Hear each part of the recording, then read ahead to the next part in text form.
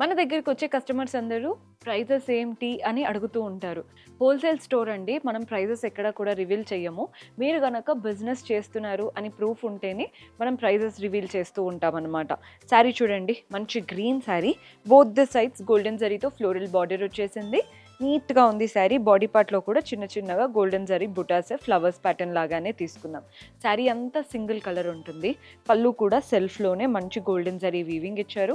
Blouse మాత్రమే contrast అన్నమాట. భలే ఉంది కదా!